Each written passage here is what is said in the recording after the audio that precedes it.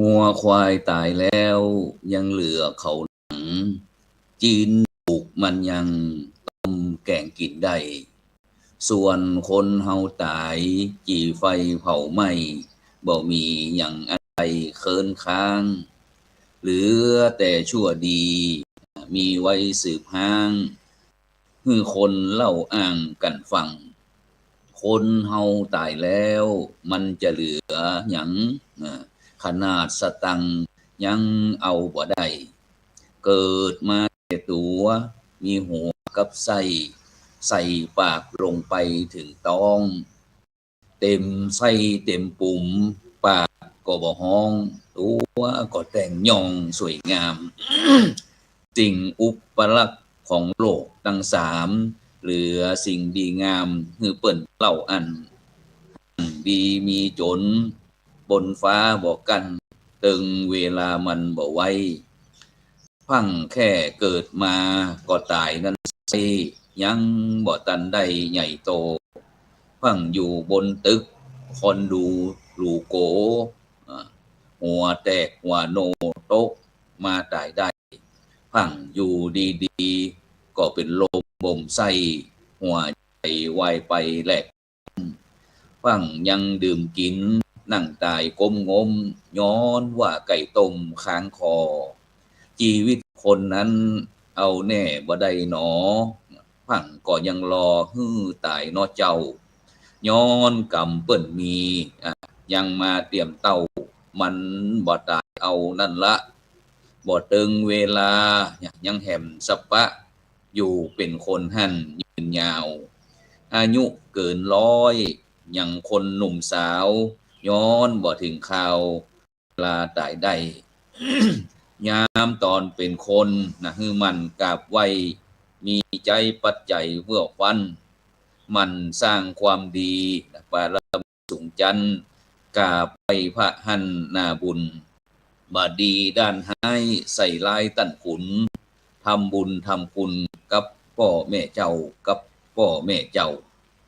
ก็ขอกล่าวเพราะว่าธรรมะรับอรุณสวัสดีกับบรรดาท่านผู้ฟังแล้วก็ท่านผู้ชมทุกท่านที่กำลังติดตามรายการธรรมะรับอรุณในเจ้าวันอังคารที่16เดือนมิถุนายนพุทธศักราช2569ซึ่งในเจ้าวันนี้ก็กับผมอาตมาภาพพระครูโสพลปริยัติผู้ช่วยเจ้าอาวา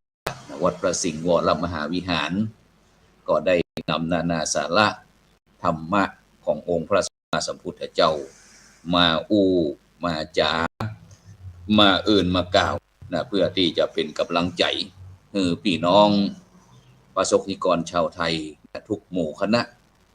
ที่ในช่วงนี้นั้นก็ค่อนข้างที่ประเทศเขานั้นก็จะเศร้าโศกเสียใจเพราะว่าเมื่อวันที่11มิถุนายน2569ที่ผ่านมาเราก็ได้ทราบข่าวเผยแพร่ประกาศสมเด็จพระเจ้าลูกเธอเจ้าฟ้าพัชรกิติยาภาเนตรธิดาเทพพยวดีกรมหลวงราชสาลินีสิริพัฒน์มหาวัชรธิดาได้สิ้นพระชนม์เมื่อวันที่10มิถุนายน2569เวลา 19:48 นาทีที่โรงพยาบาลจุฬาลงกรณ์สภากาชาดไทยซึ่งรวมพระชนมายุได้นี้ก็47 พรรษาพระชันษา47 พระชันษาหรือว่า47 ปี ซึ่งพระบาทสมเด็จพระเจ้าอยู่หัวก็มีพระบรมราชโองการโปรดเกล้าโปรดกระหม่อมให้สำนักพระราชวังจัดการประสบถวายพระเกียรติสูงสุดตามราชประเพณีประดิษฐานประสบตีพระที่นั่ง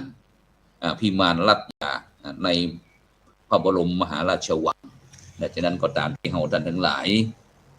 ได้รับทราบข่าวติดตามกันนะโดยเฉพาะตั้งคณะสงฆ์ไทยเฮานั้นก็ได้มีมหาเถรสมาคมได้คือคณะสงฆ์ทุกจังหวัดทุกอำเภอทุกวัดตึงในประเทศต่างประเทศต่างก็ได้มีการบำเพ็ญพระกุศลเพื่อที่จะถวายแก่พระองค์พระซึ่งโดยเฉพาะในช่วงนี้บรรดาท่านผู้ฟังทั้งหลายในงานของพระพันปีหลวงที่กำลังเตรียมจะมีประกอบพิธีพระราชทานเพลิงศพแล้วก็ยังองค์พาแหมฉะนั้นก็ในช่วงนี้ก็บ่มีอย่างจะน่าอีดูน่าสงสารเต่ากับพระสงฆ์นิกรชาวไทยของเฮาฉะนั้นก็พี่น้องประชาชนคนไทยทุกท่านก็สามารถที่จะได้แสดงออกในการสร้างคุณงามความดีถวายแก่พระกุศลแก่พระองค์ท่านทั้งสองพระองค์ในฐานะที่เฮาเป็นพระสงฆ์นิกรชาวไทยก็ทำหน้าที่ของแต่ละท่านแต่ละคนดีที่สุดฉะนั้นในฐานะเป็นเจ้าพุทธนั้นก็บ่มีอย่างที่จะมากับพ่อแม่พี่น้องพุทธศาสนิกชนทั้งหลายก็นอกจากที่กำลังใจนี้เป็นสิ่งที่สำคัญที่เราจะต้องแสดงถึงความรักความสามัคคีในบ้านในเมืองของเราที่พี่น้องประชาชนสีนั้นสีนี้ต่างทะเลาะเบาะแว้งอย่างกันต่างๆนี่ก็เพราะกิเลสตัณหาทั้งสิ้นที่ความอยากได้อยากดีอยากมีอยากเป็นเมื่อตนเองมีแล้วก็อยากจะรักษานักเพิ่มขึ้นเรื่อยๆฉะนั้นก็มีการที่อาจจะฝ่ายหนึ่งที่ได้ก็บอกว่าตนเองมีความรู้ความสามารถคนที่ก็มีความเปิงอกเปิงใจส่วนผู้ที่ผิดหวังบ่ได้สมความหวังก็บอกว่าตนเองเนี่ยถูกกันแกล้งเพราะเป็นเอารัดเอาเปรียบจะนี้เป็นต้นฉะนั้นเนี่ยชีวิตของคนมนุษย์คนเฮาสรรพสัตว์ต่างๆเนี่ยมันบ่แน่นอนบรรดาท่านผู้ฟังทั้งหลายชีวิตเปรียบเหมือนเทียนจุดแล้วหัวใจดับไปอย่างไร้คุณค่าแต่จุดแล้วอย่างที่เฮาจะหันแสงเทียนส่องทำปูจาพระรัตนตรัยแล้วก็โดยเฉพาะในงานที่ทุกคืนที่เฮาติดตามการถ่ายทอดสดพิธีบำเพ็ญพระราชกุศลถวายแก่พระองค์พานั้นก็มีการจุดเทียนส่องธรรมที่ช่วยให้คนได้ฟังธรรมดังนั้นเนี่ยบรรดาท่านผู้ฟังทั้งหลายชีวิตก็เหมือนเทียนส่องธรรมเล่มนี้ตรงที่ว่าก่อนจะดับไปเนี่ยต้องทำความดีฝากไว้ในโลกเทียนเล่มนี้เมื่อจุดแล้วก็ต้องมุ่งไปสู่ความดับแต่ก่อนที่จะดับก็ทำประโยชน์ในฐานะเทียนส่องธรรมที่มีคำประพันธ์ที่ว่าเปลวเทียนลายแท่งเพื่อเปล่งแสงอันอำไพชีวิตมาลายไปเหลืออะไรทิ้งไว้แทนเพราะฉะนั้นเนี่ยบรรดาท่านผู้ฟังทั้งหลายก่อนที่ชีวิตจะดับเฮาก็ต้องฝากความดีไว้กับโลกใบนี้พ่อง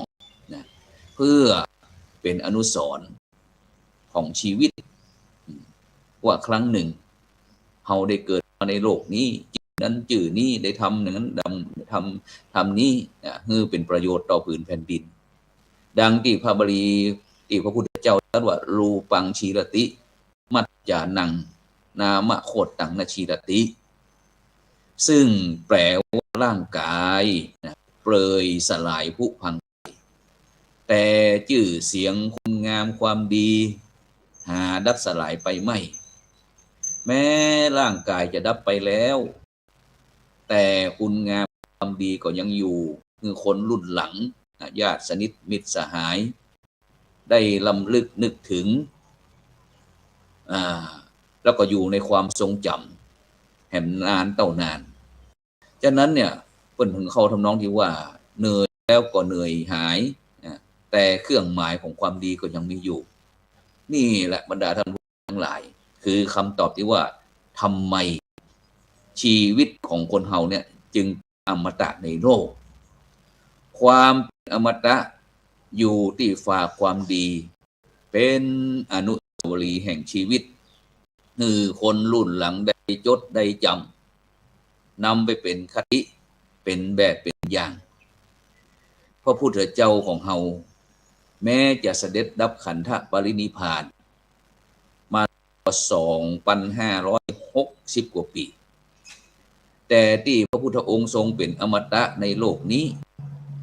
เพราะว่าคนทั่วโลกยังจดยังจำยังจารึกแล้วก็ปฏิบัติตามคำสั่งคำสอนพระพุทธองค์เสด็จดับขันธปรินิพพานแล้วก็ยังเป็นอมตะในพระองค์เองโดยการเข้าถึงซึ่งพระนิพพานซึ่งเป็นปรมัตถธรรมคือประโยชน์สุดท้ายปลายทางของชีวิต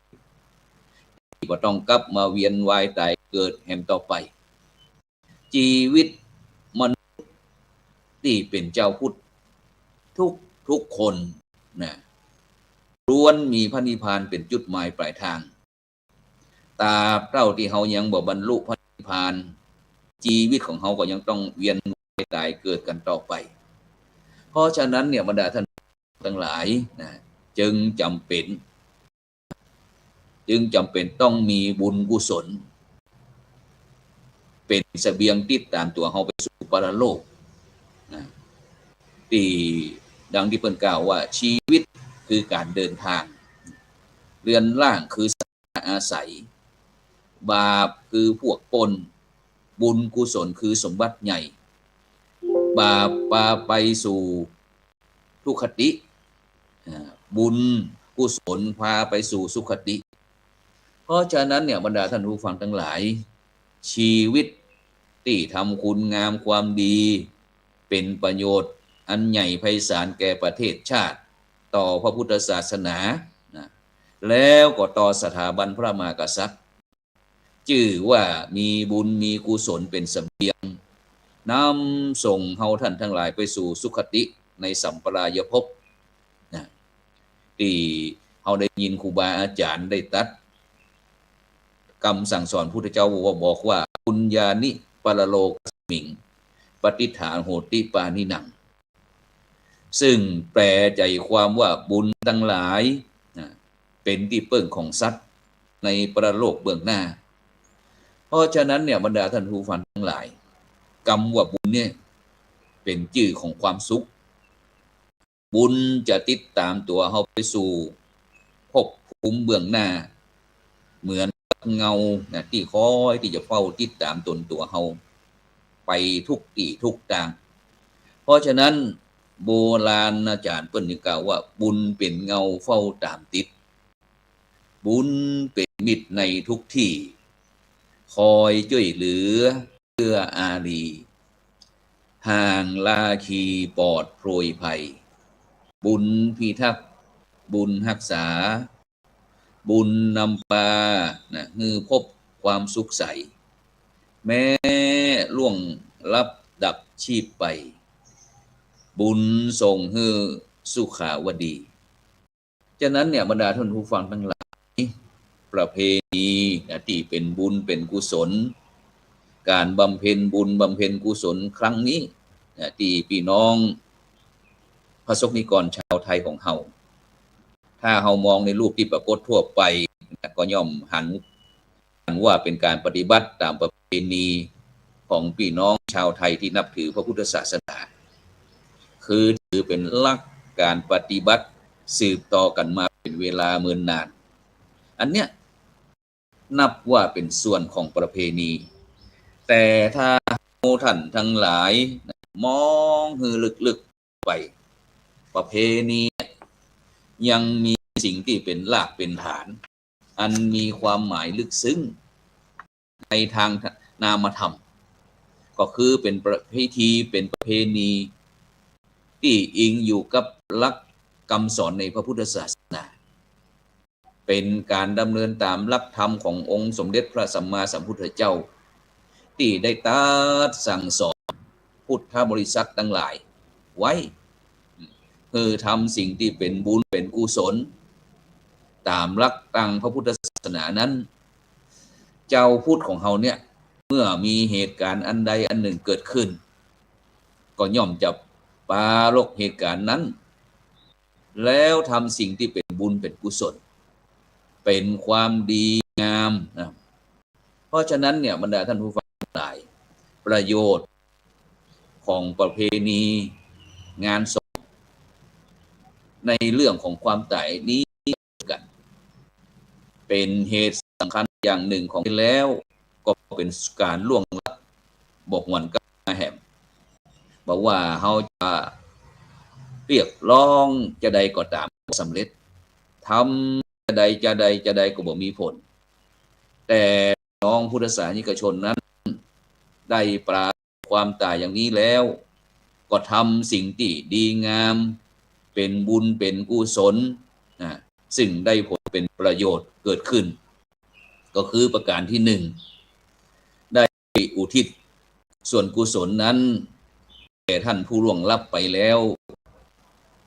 นะประการที่สองนะผู้ที่เป็นน้องมิตรสหายเป็นต้นก็จะได้บำเพ็ญคุณธรรมนะก็คือกตัญญูกตเวทิตาธรรมแสดงถึงความระลึกนึกถึงผู้ที่จากไปแล้วก็ตอบแทนของท่านผู้ล่วงลับไปแล้วซึ่งอาจจะเป็นญาติเป็นมิตรสหายของตนนอกจากนี้ในส่วนตัวของผู้ที่ทำบุญนั่นเองก็เป็นการสร้างความเจริญงอกงามในทางบุญทางกุศลนะสะสมบุญคือความดีไว้ในชีวิตของตนคือนักยิ่งขึ้นไปตัวเองเพราะฉะนั้นเนี่ยบรรดาท่านผู้ฟังทั้งหลายการทำบุญเกี่ยวกับความตายนะว่าที่จริงแล้วการปรากฏเหตุการณ์ก็คือความตายแล้วกระทำบุญนั้นมีต่างทำได้หลายประการด้วยกันซึ่งในทางพระพุทธศาสนาท่านได้กล่าวถึงบุญไว้ต่างๆหนักหนาปาปานแต่ถ้าเมื่อสรุปแล้วก็มี3อย่างก็คือ1ทานนะทานนะก็คือการฮื้อการให้นะการบริจาค2ศีลแปลว่าศีลความประพฤติดีประพฤติชอบทางกายวาจา3ภาวนาการฝึกอบรมจิตใจการฝึกอบรมเจริญสติปัญญารวมเป็น3ประการด้วยกันเพราะฉะนั้นเนี่ยบรรดาท่านผู้ฟังทั้งหลายในฐานะที่เขาเป็นพระสงฆ์นิกรชาวไทยทุกหมู่เราได้ทำการบำเพ็ญกุศลเนี่ยเพื่อได้รำลึกนึกถึงผู้ล่วงลับไปแล้วนั้นสา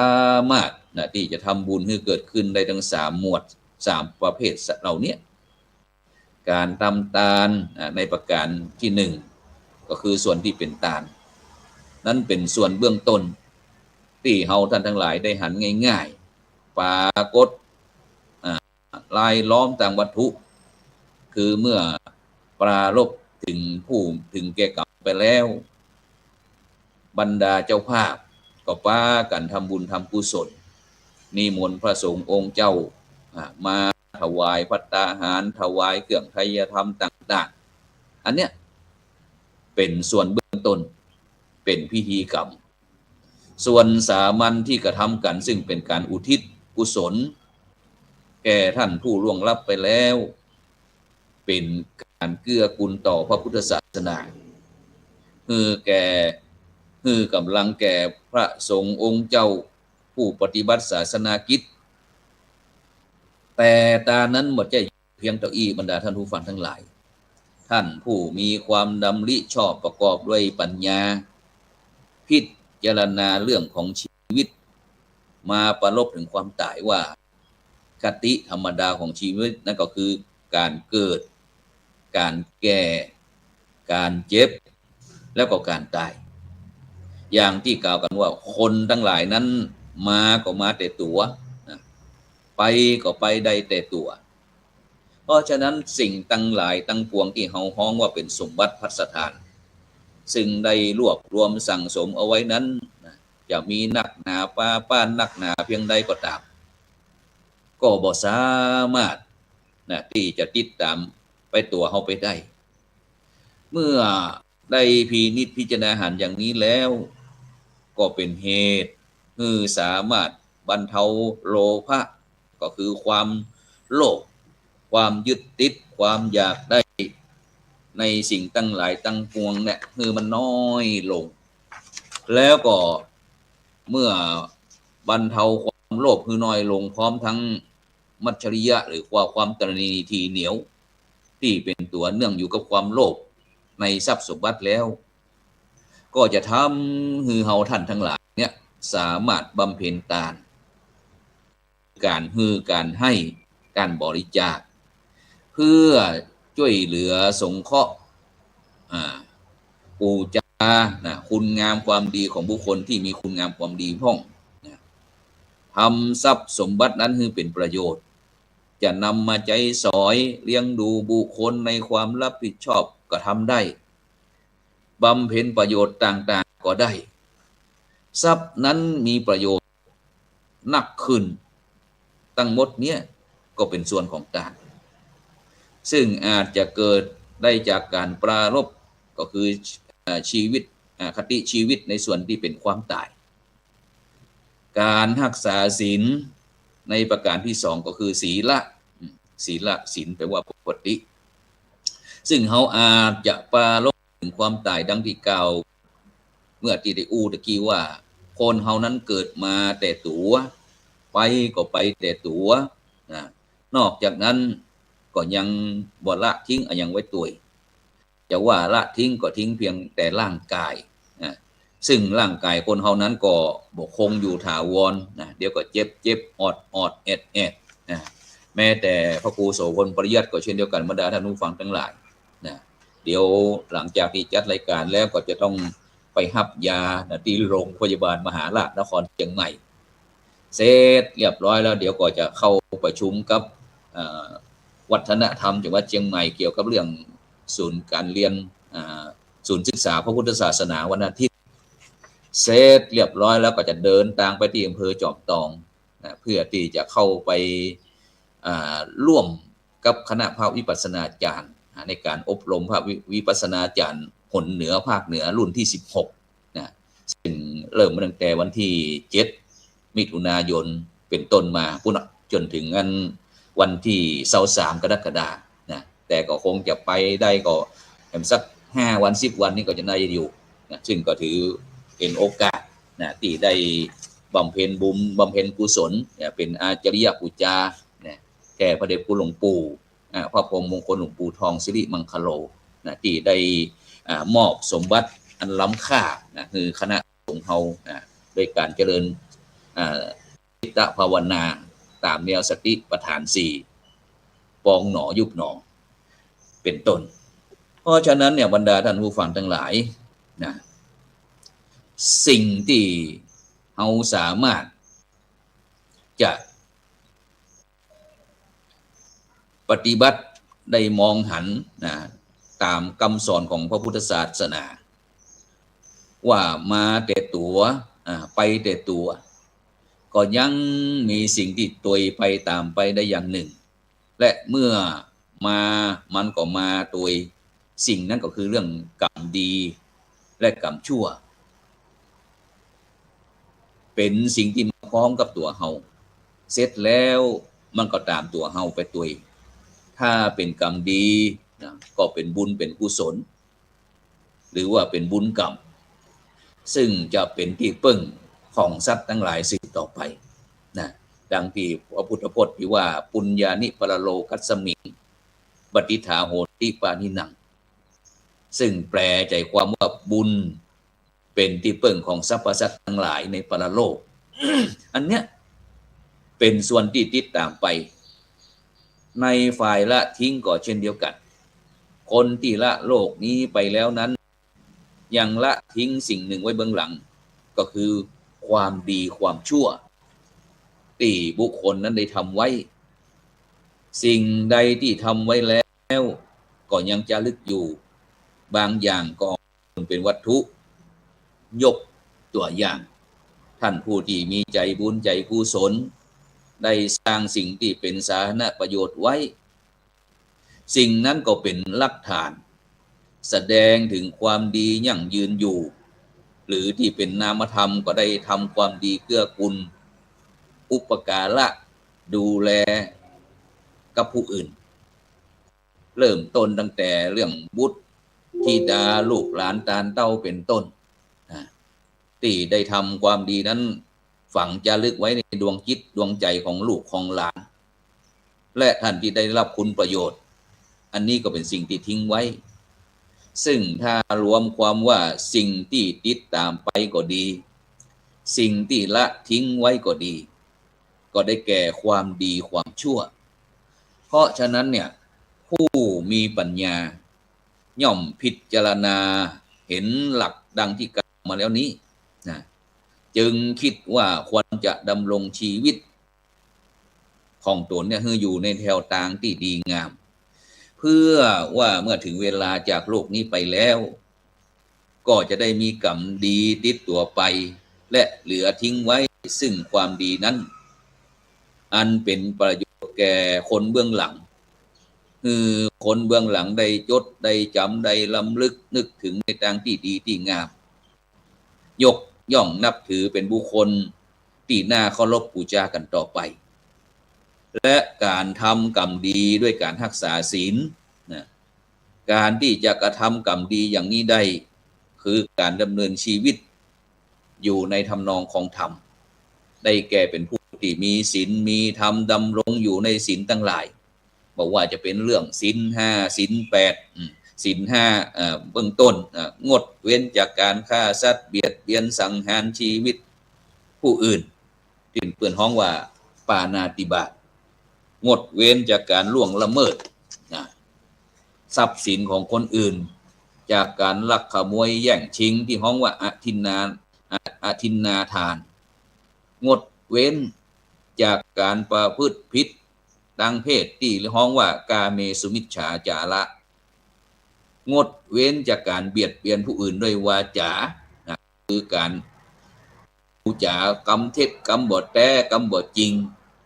ทำลายประโยชน์ของเขาที่ห้องว่ามุสาวาทะแล้วก็งดเว้นจากการดื่มเครื่องดองของเมา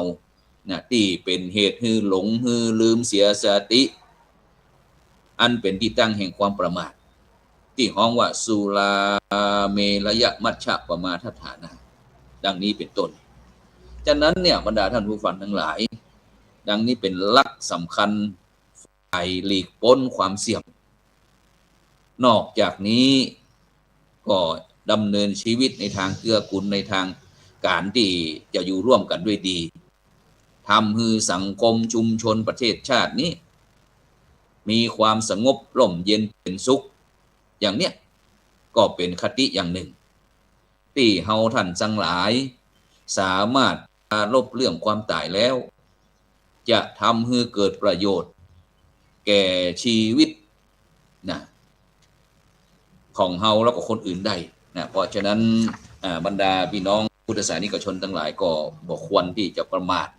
ในวันในเวลาในการดำเนินชีวิตเนาะฉะนั้นนี่ก็ยังยกตัวอย่างพระนักจัดรายการสถานีวิทยุเครือข่ายขึ้นสีข่าวชาวประชา